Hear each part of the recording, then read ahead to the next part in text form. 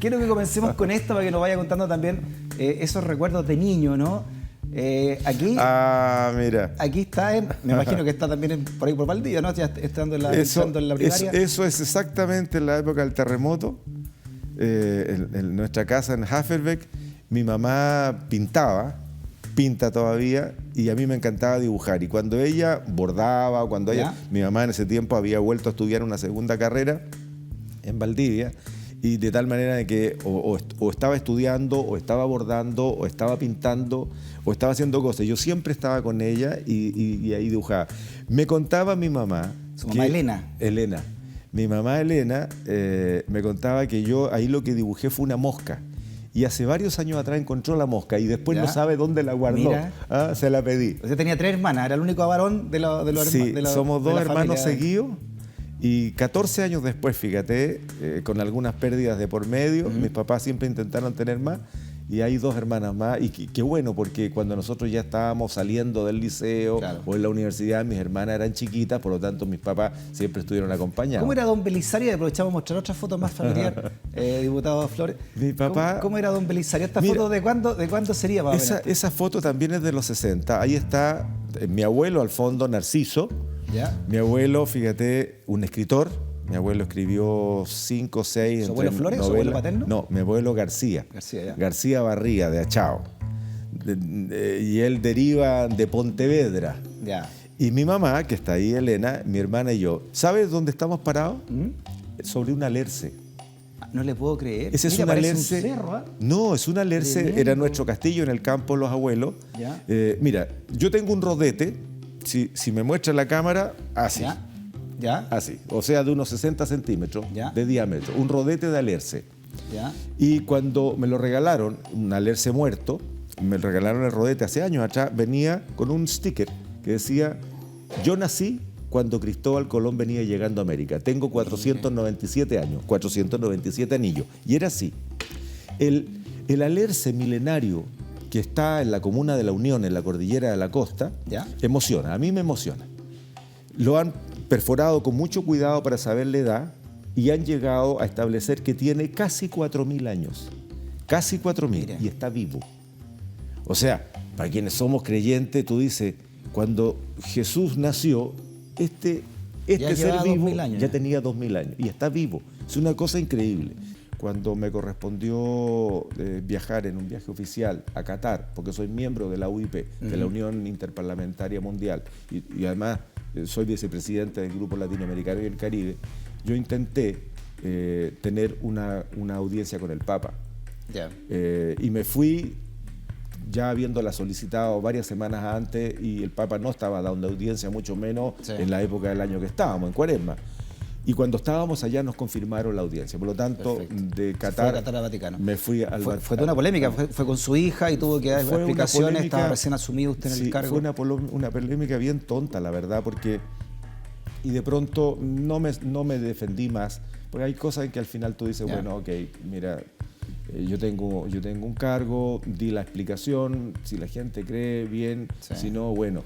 Pero primero, efectivamente, mi hija me acompañaba, pero en ningún acto oficial. Y en la pasada por Roma fue absolutamente oficial y autorizada. De hecho, mi permiso era hasta el último día en Roma. Eran 2 días y medio en Roma.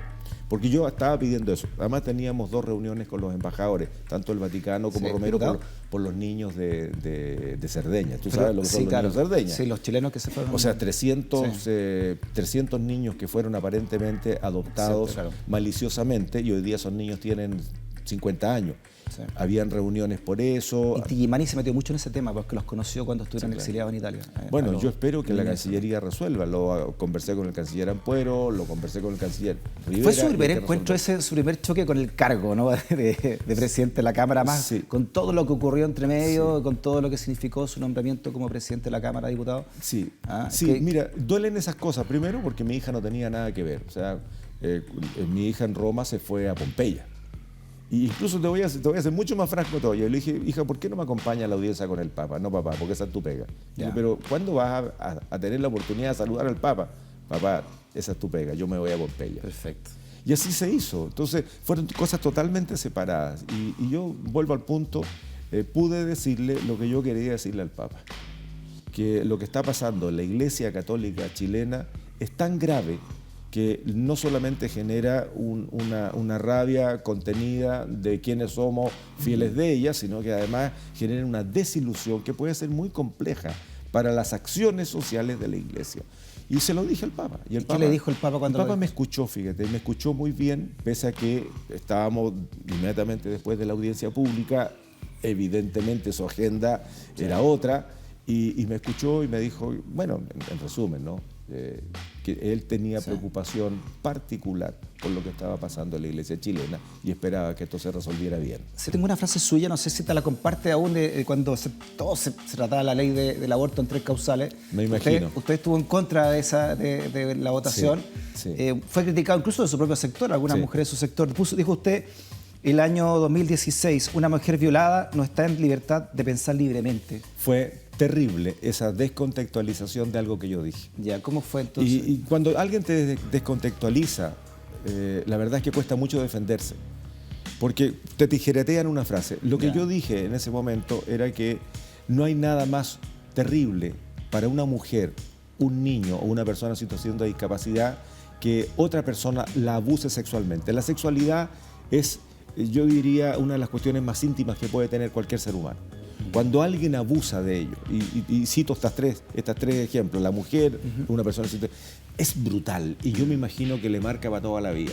Por lo tanto, cuando ocurre otra condición, que no es la condición que la gente en general piensa, que es el embarazo por violación, fíjate, y hay estadísticas mundiales, y Chile no es la excepción, menos del 0,5%, 0,4% de las personas violadas pueden concurrir con un embarazo.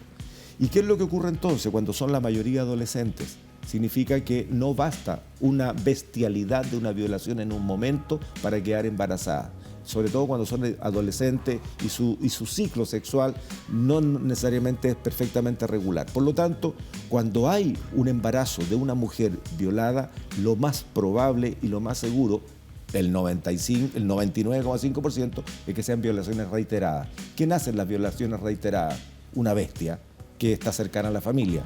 Un padre, un padrastro, un hermano, un hermanastro, el conviviente de la mujer que muchas veces no es denunciado porque la mujer tiene algunos temores.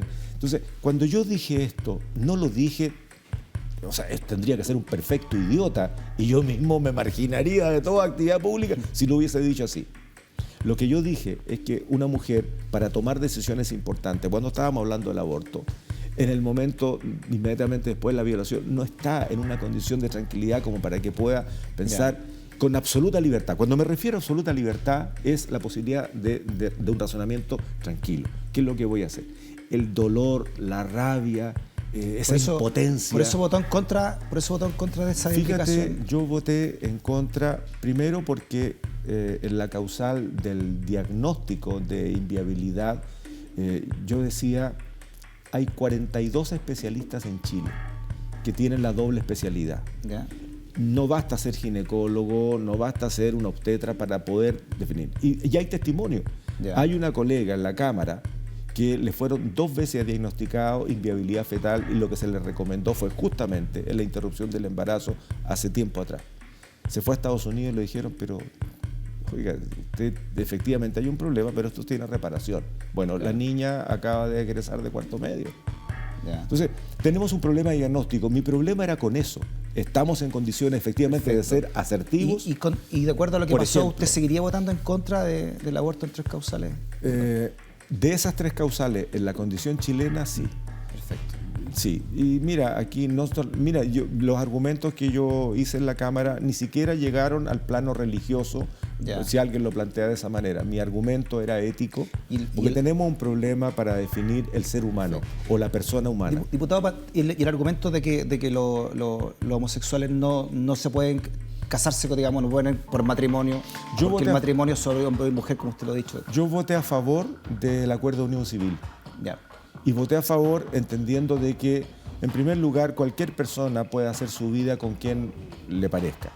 Yo no tengo tampoco una cuestión, ni mucho menos en contrario de la condición de homosexual. Y lo digo con franqueza, yo tengo amigos que son homosexuales, y yo no hago cuestión de eso. ¿Quién soy yo para juzgarlo? Nadie. Cada uno vive su vida como estime y en ese escenario las libertades humanas también alcanzan esa condición. Hay otros que piensan distinto. Perfecto. Yo no tengo problema con eso. Yeah. Pero la institución matrimonio, a eso voy.